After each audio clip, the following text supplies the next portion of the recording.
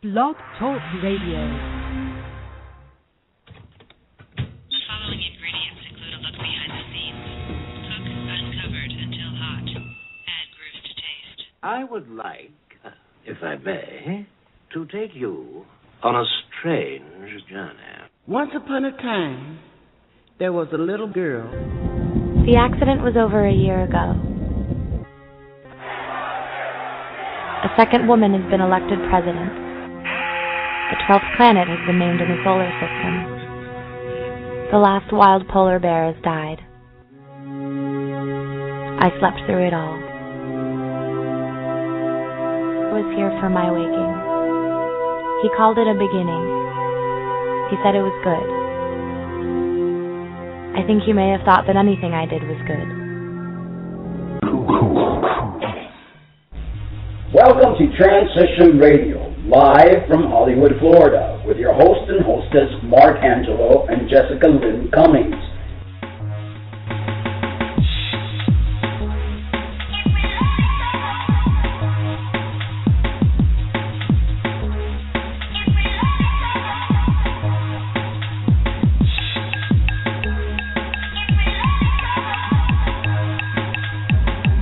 Show for trans folks by trans folks, here to let your voice be heard.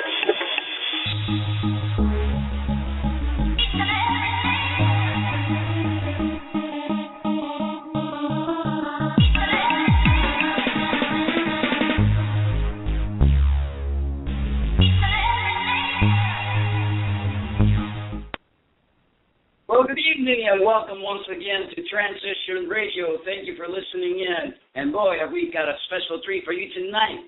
Dr. Anagloria Mora, a licensed psychotherapist from Florida, a board-certified clinical sexologist. She received her Master of Science in Psychology from the Miami Institute of Psychology, and she received her clinical sexologist certification from the American Academy of Clinical Sexologists, postgraduate training, and holds a doctorate in clinical sexology. Dr. Mora is a lifetime member of many prominent groups, such as the World Association for Sexual Health, WAS, World Professional Association for Transgender Health, WPATH. In addition, Dr. Mora is an active volunteer and facilitator to the Yes Institute. Some of Dr. Mora's areas of expertise include relationships, couples therapy, gay and lesbian couples, individuals therapy, sexual identity issues, sexual orientation issues, self-esteem growth, step-blended families, and transgender. For transgender patients, ongoing psychotherapy, an assessment report and letter of clearance, certification to initiate hormone therapy and or for surgery as applied and needed. Her mission statement is compassion, to help you accept others whose ways may be different from yours, with gentleness and understanding as you move with them or through them or around them on your own way. Love to be your continual guide towards the highest level of consciousness of which man is capable. Dr. Moore and I go a long way, having done many educational projects, documentaries, and we are pleased and excited to have her on our show today. And without further ado, please welcome Dr. Mora to our show. And hello, Mark. How are you? I'm doing great. How about yourself? Oh, it's so great to be here with you. Hello, how are you? I'm very good, thank you. We're so honored to have you here tonight and have our listeners listen to your expertise. You are a wonderful therapist, and I'm very proud to have you as a friend, and I've done many things with you in the past. Tonight we have some questions for you, and Jess is going to start them off, and then if we have time towards the end, we'll have callers call in if they have any questions. If not, we'll continue to talk about the birds and the bees and all the wonderful things that you do. So shoot the first question, Jess. You got it. Okay, Dr. Mora, what created your interest in becoming a gender specialist? Well, not particular reason other than when I started doing my postgraduate work and consequently I did my doctorate in clinical sexology, I became very much aware of the need for further research and for clinicians who specialize in this particular area to assist this particular population. And so I had a great opportunity to become very, very involved in the subject with one of the top, if not the top, leaders in the field of transgender studies, Dr. William Gransick, who is the president of the American Board of Sexology. He has a vast experience in the field, and so I became just fascinated with all the work that he's done throughout the years, 40-plus years, working in this particular field. And so I became one of his pupils, if you will. And I became very interested in the area, and then I proceeded doing my dissertation on Hispanic lesbians and the whole issue of coming out and how the machismo, which is very typical of us Hispanics, we can incorporate them in our relationships, whether we are gay or not. And so after that, then after I finished that kind of work, I continued to be his student, and he was the one that really prompted me to work with the transgender community. And so then I later became involved with the Yes Institute, and I became even more fascinated with the field. And quite honestly, I must say that it has been the most rewarding part of my entire career as a therapist, as a clinical sexologist, to be able to assist transgender individuals in their transition, and just to be just a small part, if anything, of their enhancement of life. And I have seen how they have grown. They have gone from being so sad individuals, so lost, to just blossom and become real human beings, complete human beings, prosperous human beings, only because someone took the time to listen to them and help them out through the entire transition. It's almost like what a gynecologist does when you assist a woman give birth. Well, that's how I feel. It's like giving birth to a brand new human being. It definitely must be very rewarding, and we are very lucky, the transgender community, to have such an ally and such a wonderful profession. Professional, actually, to say. Now, in your experience, have you seen an increase in the transgender population since you first started working with transgender individuals? Have you seen an increase in the population? Yes, I have, and I think, and a lot of people have asked me that, and in fact, there's a lot of ignorance out there too. People say, well, all of a sudden, gay, lesbians, and transgenders, they're coming out of the woodwork. No, they've always been there. It's just that, thank God, through education and programs like yourself and the shows and the lectures that, Mark, you and I have been together, and all the work that we've done, I think that people, transgender individuals, are becoming less fearful of being true to themselves, and they seek help, and they get it. And so I think that as we continue to move through education and through compassion, I think more and more people are going to be more true to themselves. They no longer consider themselves sick, weird, freaks, strange, confused individuals, God forbid, with some mental disorder. No, they're not. For years and years and years, that's what they were thought of. And so now they realize, I'm none of that. I'm just a human being that I was just born in the wrong body. And now they have the capacity, they have the power, if you will, to come out and say, no, this is who I am. They're very courageous to do so. And I think that's why now we're seeing more and more transgender individuals. Not because all of a sudden they're coming out of everywhere. It's because they're now finally having a voice and they're being heard. And it's a wonderful thing, totally a wonderful thing. Very much so. Okay, next question. In your professional opinion, why do you think there are transgender individuals? Well, I would like to just say this phrase, and I know that maybe some people that are hearing us are going to have their eyebrows, kind of like, and their eyelids wide open, But what I really believe is an error of nature. I guess we're not as perfect as we thought we were.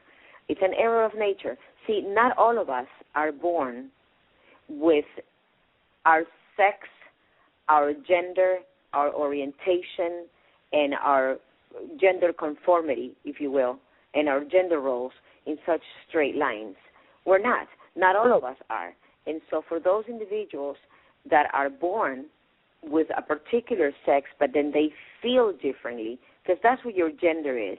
It's not what lies in between your legs. Your gender is in your brain, what your brain tells you who you are. So sometimes it doesn't match with what you're looking at down there. And to me, it's an error of nature. Something happened there. When you were in your mother's womb, something happens there. And it's not the parent's fault, and it's not the mother's fault. It's just something happens out there. It's a mixed communication between the brain and the gonads as they're being formed after the 10th, 12th weeks of gestation. Something happens there, and there's a mixed communication, and this is the result. You are born looking one way, but feeling another. And so since you cannot have a brain transplant yet, well, let's go ahead and change the video. And I want to say yes because, who knows? Not in our time, I know you guys are, somewhat younger than me, but you never know. But for now, we are just going to change the genitals to match our brains. Exactly. And in reality, we really shouldn't have to change anything. I think we should be who we are. I know that a lot of people want to be able to align what they feel up above in their heads and down below, but I think if society was a little more accepting, we wouldn't have to undergo so much dangerous surgeries and take on so many dangerous chemicals. I absolutely agree with you. I absolutely agree with you, and I want to make this point. That's an excellent point, and I want to make this point very, very clear. Being transgender is not about sex. Being gay is not about sex. It's just about being, period. Exactly. What has been the most interesting clinical scenario you have experienced with a trans person? Interesting in what regard? Because every single case is so unique and so interesting. But what do you mean interesting? Something that stood out to you, something that has been totally different from your everyday person, some sort of different, something that will make you remember somebody. You don't have to mention names. Just of course. A situation that has been different, sort of out of the norm. Okay. Let me change a little bit of the details, for confidentiality, but let me just briefly tell you this. I had a young transgender patient who, for years and years, was extremely shy, was extremely withdrawn. And I'm talking about extremely withdrawn, to the point where even as a child, this particular person was diagnosed with a disorder of speech, because and I don't want to say the name of the disorder, so I don't give away who this person is. But basically, this person just wouldn't speak at all. Okay, and for years and years and years. Eventually, she was able to speak, but for years and years was extremely withdrawn. And one thing led to another, and this person came to see me, and we embarked the journey together, because I feel so privileged when somebody walks in my office and says to me, Dr. Mora, I want you to walk with me through this journey. And I say, I'm on. And after we did what we had to do, and I'm sorry I'm speaking so vaguely. I just don't want to give away any details, so please, I apologize. Understand. This person later came to me a few months ago, as a matter of fact, and I looked at him, and he said to me, when he walked through the door, he looked at me and he said, Dr. Mora, I never knew I was so social. And I looked at him and I go, what do you mean? He said, I have so many friends, and I belong now to so many clubs in school, and I now do this, and I engage in this and that, and I'm such a social butterfly. I never knew I could be so social. And I must confess, I burst in tears. I literally, my patient had to give me some tissues because I burst in tears. This is from a person who was so shy, almost suicidal, so withdrawn. for this person to walk in and says, I never knew I could be so social. I never knew I could have so many friends. That has been one of the most touching, most rewarding, unforgettable moments of my entire career with a transgender patient. That is beautiful. Okay, next question. Can you explain what takes place biologically in the brain and in the genitals during fetal development that causes the possibility of an individual becoming transgender? As I was saying, as I was saying earlier, when we, when a woman, the typical, the egg and the sperm, they get together and it becomes fertilized and all that. And the moment of gestation, we're all undifferentiated for the first 7-8 weeks. In other words, we don't have any particular sex or any particular gender. And then after the 8th, 9th, 10th week is when certain communication of hormones, certain messages that come from the brain, they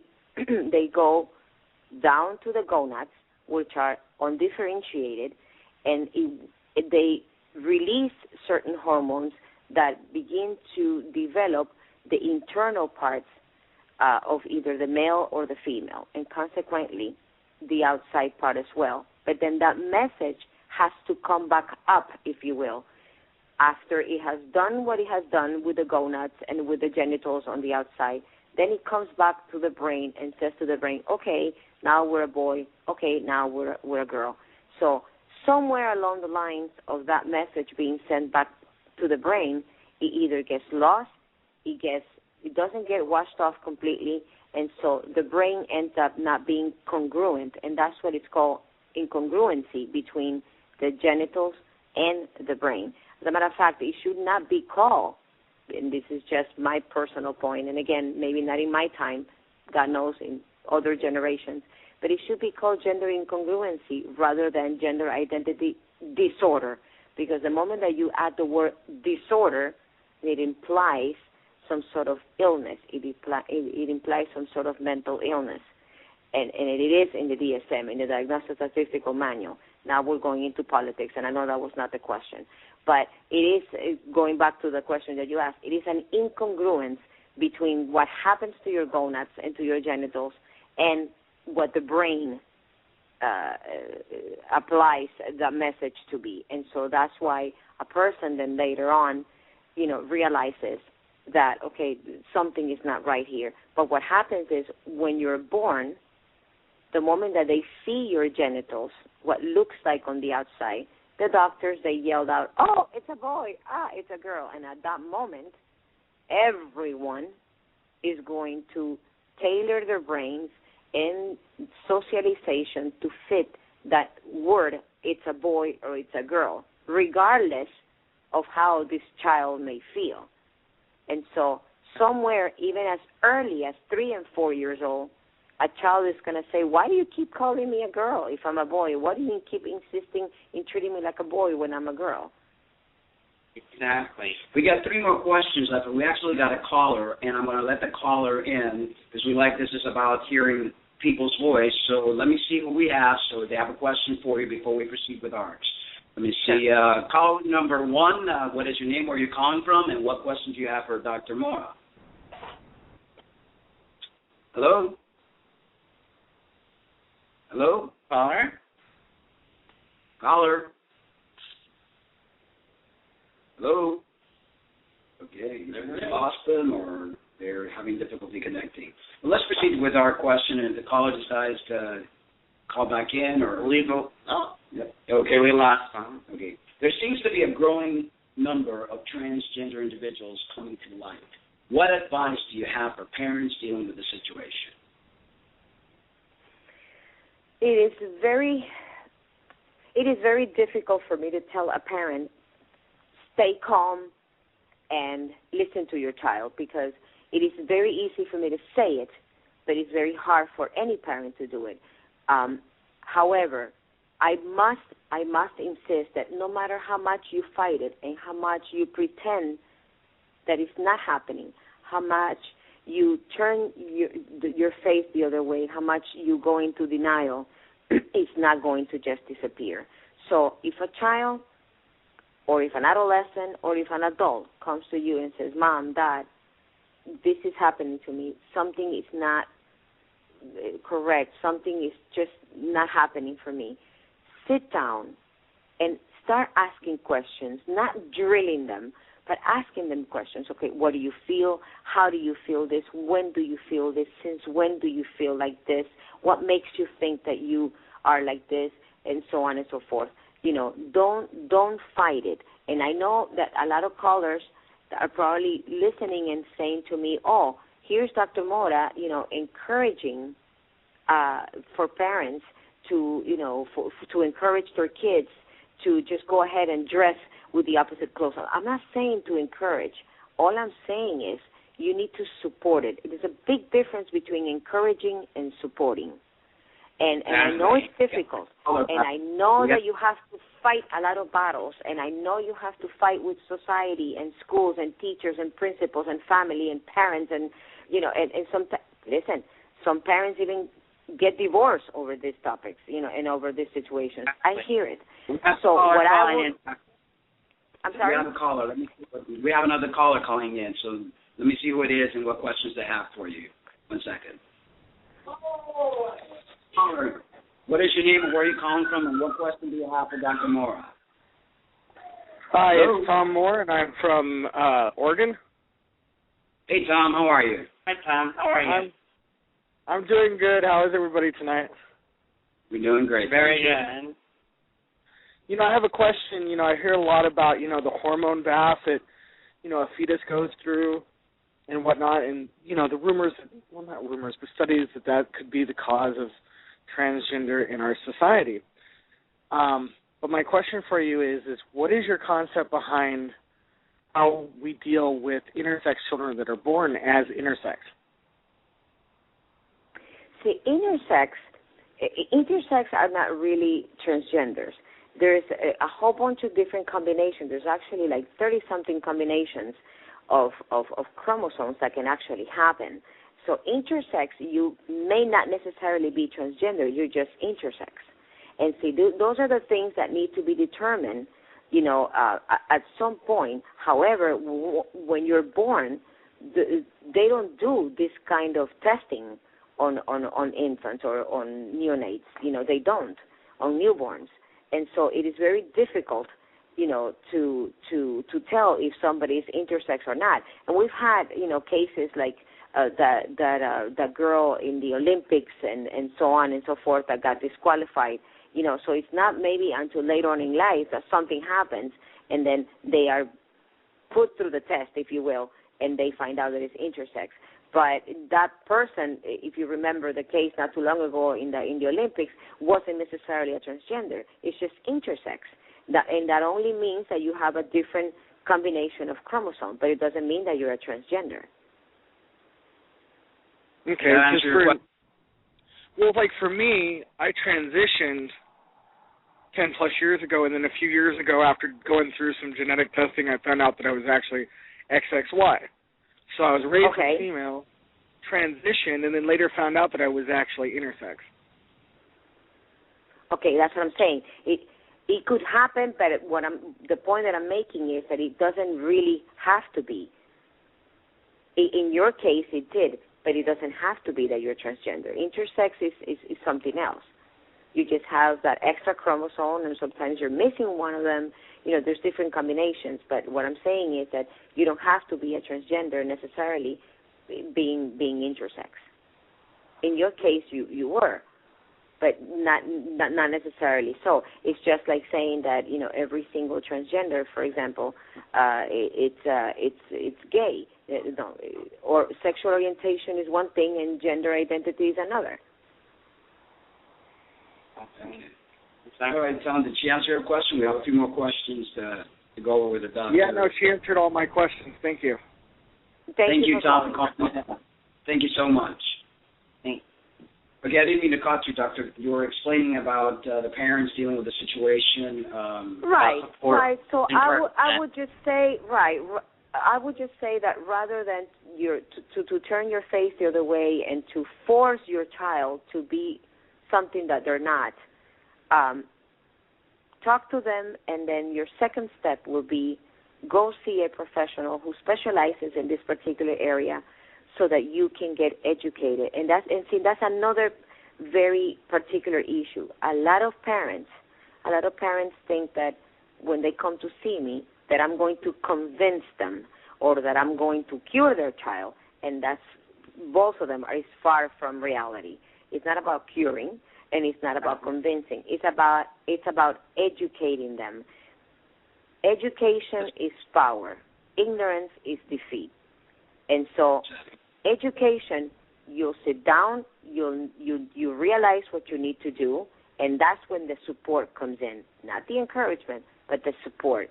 But if you don't know what you're dealing with, I can only imagine how scared this may be. Very scary. Because what you don't know, you fear. And you run away from it. What do? Exactly. You run away from it as far as you can. Exactly. And they say knowledge is power. Okay, knowledge is power and ignorance is defeat. Exactly. What recommendations do you have for a person thinking about transitioning?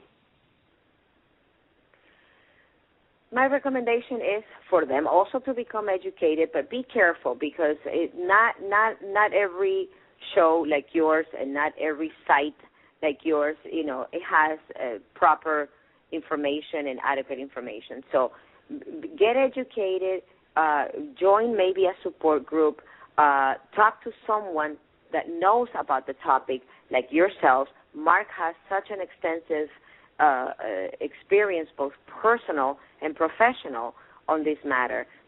Look for a therapist that is qualified in this area because not everybody is. There's lots of wonderful therapists in Miami, in Florida, but not everyone really specializes in gender identities. Very, very specific, and you really need to go to someone who knows about the topic so that you yourself realize what you need to do, because maybe you're not transgender. Maybe you're just not gender conformity.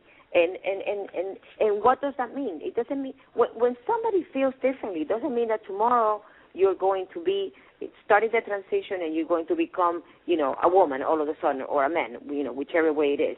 Not everyone goes through all the way to the end of the spectrum for a number of different reasons. Some people just feel very comfortable just dressing in a very androgynous way, not really specific to their gender, but basically specific to how they feel like. It's the same thing with your behavior and the way you carry yourself. Not everyone is going to fall in that, all the way to the end of masculinity and all the way to the end to femininity and look at your stereotypical man or woman, John Wayne and, Liz Taylor. You don't. So you may think, well, I feel like this. You may not be transgender per se, and if you are, you may not fall all the way to the end of the spectrum. So here you are, you don't even know what you are, what you want to do with yourself, and then you read all this material, and then you hear all these things, and it just makes you crazy. So if you go to someone who knows about this topic, you yourself can determine, okay, listen, I feel like this, I am like that, and I think I'm going to be very comfortable just being over here, period. Not, going all the way and, tomorrow wearing a skirt and makeup and calling yourself, Jane after being Paul. We got a minute left, Dr. Mora, so I'm going to go ahead and give your website and let you say anything that how the listeners can contact you. If you're able to help people that are not local, they can contact you and maybe get you things online. I don't know if you work that way. But her website is www.dranagloriamora.com, and the link will be provided on tonight's show on the little clip that I put on there. Do you have anything else that you wanted to add? You got 30 seconds. Anything you want to tell the listeners? How they could contact you besides your website? Well, basically, again, whichever area you live in, find a local therapist if you need to that can help you, somebody that can guide you, somebody that can mentor you so that you can find the life quality that you deserve. And if you need any assistance from me, Mark already gave you my website. My email is ANAGLORIAMORA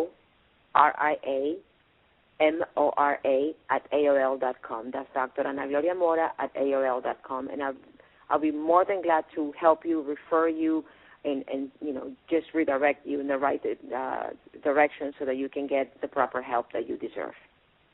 Thank you so much, Dr. Mora. And Thank it's been a pleasure again to do things with you. I have high respect for you and love you dearly. Thank you to all listeners listening. Take care. Thank you to all listeners. Have a great night. And I hope you enjoyed the show. And we won't be back till Sunday night. And enjoy the rest of your evening. Many blessings and good night. Good night, Dr. Mora. Good night. Good night, Mike. Thank you. Good night. Thank you.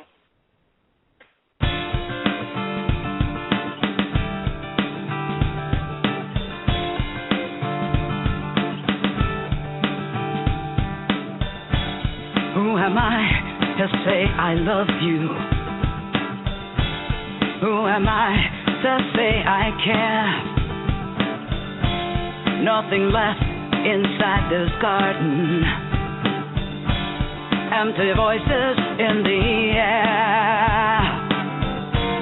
Who do we call when we're dying? Cannot reason with you there. Blackbirds, they are always flying. So pollution's in the air. So pollution's everywhere. It's everywhere. Slowly dying everywhere. Slowly dying.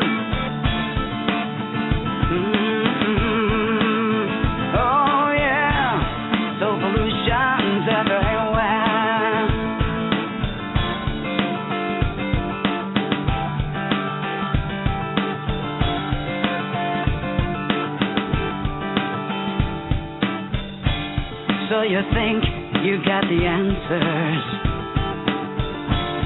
to the riddle of this life. Take a look inside the shadow. Be afraid, but not tonight. Who do we call when we're dying? Cannot reason with you there. Blackbirds, they are always flying. So pollution's everywhere.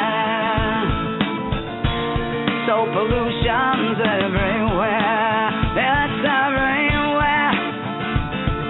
We're slowly dying everywhere. We're slowly dying. What's going on in the world?